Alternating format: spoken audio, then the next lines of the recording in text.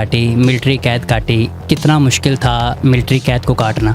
इतना मारा हुआ था, मेरा पूरा जिस्म काला कर दिया था मार मार के। आपने वो वीडियोस में मैंने दिखाया सबको। कुछ लोग कोर कमांडर हाउस के बाहर थे, आप कहाँ पे थे?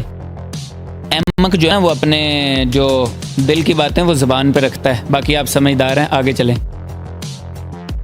तो सोचा था कि यार ये जेल और ये कस्टडी इतनी लंबी चले जाएगी। हम तैयार थे, फ़िलहाल तो 10-15 साल का ज़हन बना के गए हुए थे। क्या इमरान खान आ रहा है वापस? जाने ना दी गई, खान नहीं आएगा। अस्सलाम वालेकुम नाज़रीन, लाखों करोड़ों दरूद व सलाम मोहम्मद मुस्तफ़ा सल्लल्लाहु अलैहि वसल्लम पर। मैं मुजाहिदुल हसन हूँ। नाज़रीन, अगर कोई इमरान खान के इश्क में तमाम तर हदें पार कर गया है तो वो एक ही सियासी लीडर है और वो है मियाँ इबाद फ़ारूक। मेरे साथ मियाँ साहब मौजूद हैं, बातचीत करते हैं। अस्सलाम वालेकुम सर। वालेकुम अस्सलाम। आपने मिसाल कायम कर दी है, आपने जो इमरान खान के इश्क में तमाम तर हदें पार कर दी हैं। लास्ट टाइम आपका एक क्लिप भी वायरल हुआ जिसमें आप कह रहे थे कि मेरा लीडर इमरान खान है और मेरे लीडर को कोई ऐसा वैसा कुछ ना कहे, मेरे लीडर को सिर्फ रहमतुल्लाह अलैह कह के बुलाया करो। मुझे बताइएगा कि 2 साल जेल काटी, मिलिट्री कैद काटी, कितना मुश्किल था मिलिट्री कैद को काटना? मिलिट्री कैद को काटना एक इंतहाई टफ कहना उसको ये बिल्कुल सच होगा, क्योंकि वहाँ पर जिस तरह से आप आइसोलेट होते हैं, एक छोटे से कमरे के अंदर आप अकेले की ज़िंदगी गुजर रही होती है। कमरा भी नहीं कहूँगा उसको, एक छोटा थोड़ा सा एरिया होता है, चारों तरफ से दीवारें होती हैं, तो बड़ा मुश्किल होता है। लेकिन ये है कि मुश्किलें इंसान को मजबूत बनाती हैं और अल्लाह का शुक्र है इस नज़रिए की वजह से हम मजबूत रहे जो हमारे लीडर का है। शुरुआत करते हैं 9 मई से, आज से 2 साल कबल जाते हैं। 9 मई को आपकी एक्टिविटी क्या थी, कहाँ पे थे? बहुत सारे लोग कोर कमांडर की तरफ गए, आप भी उनमें थे। अच्छा भला प्रोटेस्ट हो रहा था लिबर्टी मार्केट में या ज़मान पार्क में, तो ज़रूरत क्या थी कोर कमांडर हाउस जाने की? देखें, पूरा पाकिस्तान हमारा, हम जहाँ भी हमें लगे कि प्रोटेस्ट करना है तो वहाँ पे सबको करना चाहिए। कोई इसमें स्पेसिफ़िकली कोर कमांडर हाउस या कोई स्पेसिफ़िक हमारा कोई टारगेट नहीं होता। और अब ये है कि उस वक्त ख़ान के साथ ज़्यादती इतनी हुई, उसको जिस तरह से गिरेबान से पकड़ के उनको जिस तरह जलील किया गया। और देखें वो एक्स वज़ीर आज़म है और इतने नेक और ईमानदार लीडर इस मुल्क के, तो उसके साथ ऐसा होगा तो ऑब्वियसली आप ख़ुद समझदार हैं कि इसका रिज़ल्ट क्या आएगा। कुछ लोग कोर कमांडर हाउस के अंदर थे, कुछ लोग कोर कमांडर हाउस के बाहर थे, आप कहाँ पे थे? अहमक जो है ना वो अपने जो दिल की बातें वो ज़बान पे रखता है, बाकी आप समझदार हैं, आगे चलें। मुझे बताइएगा कि ये सारा सिनेरियो हो गया, उसके बाद हसन न्याज़ी साहब की वीडियो एक वायरल हुई, उन्होंने पतलून पकड़ी हुई थी, वर्दी थी, और उसके बाद आपके साथ क्या हुआ, कहाँ से गिरफ़्तार किया गया? मुझे बेसिकली ये है कि मैं तो चूँकि उसी दिन उसी वक्त ही पकड़ा गया था, कुछ देर बाद ही 9 मई वाले दिन ही, और उसी कैंट वाले रूट पे ही था तो मैं पकड़ा गया। बट जो हसन न्याज़ी का है वो मुझे नहीं आइडिया, कि मैंने क्योंकि कोई वीडियो ही नहीं देखी किसी की कि कौन क्या कर रहा था या कैसे। बट ये है कि मैं सेम डे में उस वक्त तो मेरे ख्याल इंटरनेट भी नहीं चल रहा था।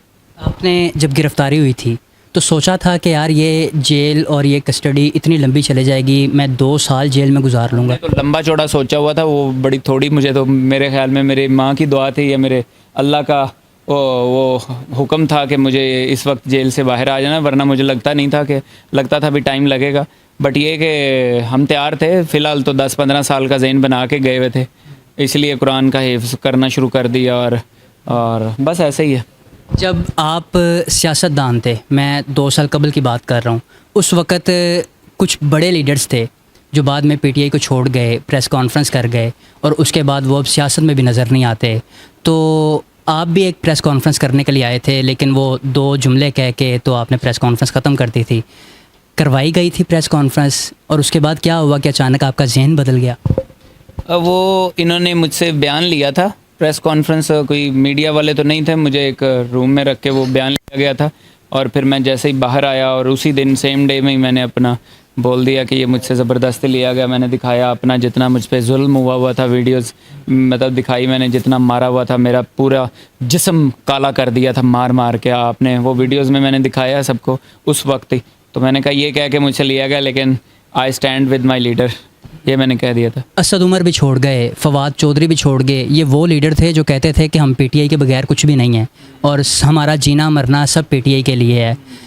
आपने क्यों पीटीआई नहीं छोड़ी? मैं किसी के बारे में नहीं कोई कमेंट करता कि वो उन्होंने क्यों छोड़ी, क्या उनकी रीजंस थी। मैं इतना जानता हूँ कि अगर आपका नज़रिया स्ट्रांग है ना तो आप छोड़ के भी जो है ना वो उसी वक्त अगले जैसे नॉर्मल हालात होते हैं एक आधे दिन के अंदर आप दोबारा खड़े हो जाते हैं। अब ये नहीं है कि एक चीज़ छोड़ दी आपने और फिर 2 साल बाद आप वापसी करें, ये नहीं है। लेकिन नज़रिया ये होना चाहिए, अगर आपके ऊपर कोई मुश्किल वक्त है, आपको कोई ज़बरदस्ती आपसे वीडियो बनवा रहा है, तो ज़बरदस्ती के वक्त इमाम अबू हनीफ़ा से भी बहुत सारे ऐसे लफ्ज़ निकलवाए गए उनके ऊपर जुल्म करके कि वो जो खारजियों ने निकलवाए उनके ऊपर जुल्म किया, ठीक है। तो उन्होंने लफ्ज़ उस वक्त के, तो उसी चीज़ से मुझे भी यही सीखने को मिला कि मुझे भी ये अगर मैं बोल दूं और मैं बाहर निकला, मैंने फिर हकीकत बता दी गई और लोग जानते हैं किसकी नीयत क्या है, किसकी नीयत क्या है।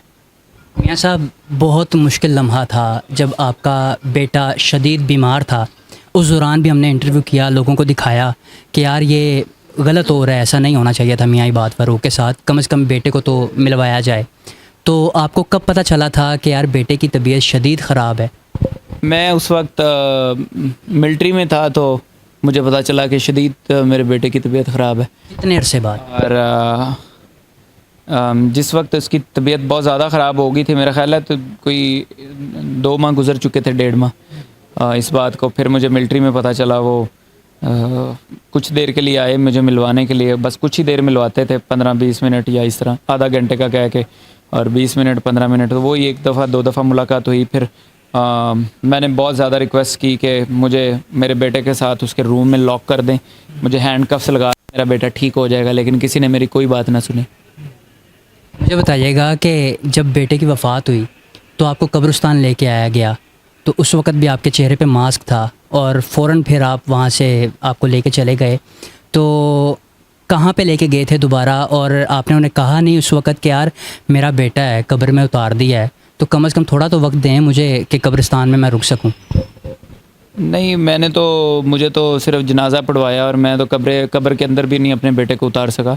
तो बस जहाँ से मैं वापस आया था, मुझे जहाँ से आया था वहीं वापस मुझे ले गए।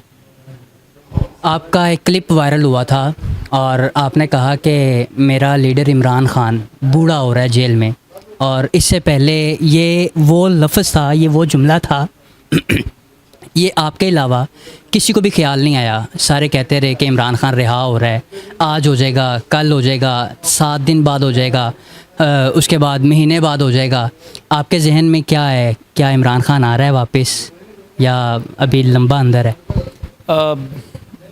ख़ान या कोई भी शख्स, उनके लिए मैं एक बात ज़रूर कहूँगा कि आपको ख़ान जैसा लीडर हो तो ऐसे नहीं आज़ाद होगा। ख़ान ना अभी बिल्कुल नहीं आ रहा, जब तक जद्दोजहद बड़ी भरपूर किस्म की ना हो, फिर ताकत का मुजाहरा दोबारा ना किया गया, जाने ना दी गई, ख़ान नहीं आएगा।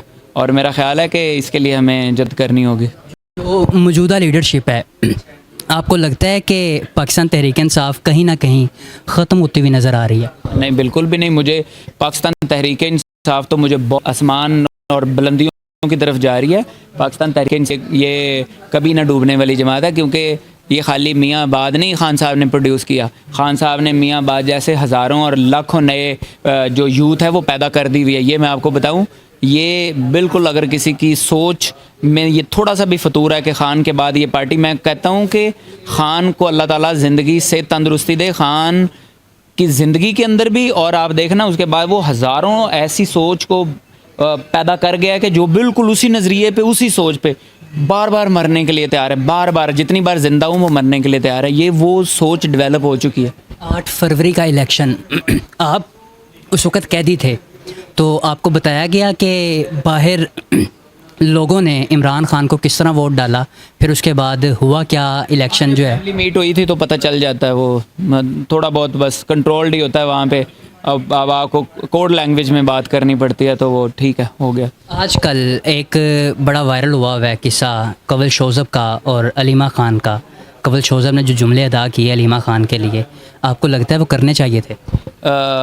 मुझे सबसे पहले तो ये है कि मुझे इतना जानता हूँ मैं कि अगर ख़ान साहब के साथ वाकई कोई बंदा लॉयल है तो मियाँ बाद से ज़्यादा अगर कोई लॉयल है तो उसकी बहनें हैं, ठीक है। और बाकी मैं किसी पार्टी के अंदर इंटरनल किसी को बाय नेम मैं ये नहीं कह सकता कि वो गंदा है वो अच्छा है। फ़िलहाल मैं ये कहता हूँ कि अगर कोई वाकई लॉयल है तो वो इनकी बहनें खान के, अगर कोई मियाँ इबाद से भी लॉयल है ज़्यादा तो। मियाँ साहब, फ्यूचर क्या है आपका पार्टी में? आपको लगता है कि क्योंकि लोग चहम गुइयाँ कर रहे हैं कि यार पंजाब का अगर पीटीआई आती है तो पंजाब का वज़ीर आला जो है वो मियाँ इबाद फ़ारूक होना चाहिए? देखें, मैं कोई फ्यूचर बनाने नहीं यहाँ पर आया पार्टी के अंदर। मेरा ये सिर्फ मकसद है, जिस तरह मेरे लीडर का मकसद है कि वो इस मुल्क के अंदर निज़ाम लेके आए और इस मुल्क के अंदर रियासत मदीना का एक ऐसा मॉडल बनाए कि जिसको पूरी दुनिया के मुसलमान फॉलो करें। मेरी ये सोच नज़रिया है, ये किसी सीएम या किसी प्राइम मिनिस्ट्री से बहुत ऊपर है। आखिर में नौजवान नस्ल जो आपको देख रही है, पाकिस्तान तहरीक इंसाफ पे जिस तरह जुल्म जबर हुआ वो सब जानते हैं, सब ने देखा भी है और कहीं ना कहीं लोगों ने भुगता भी है वो सब।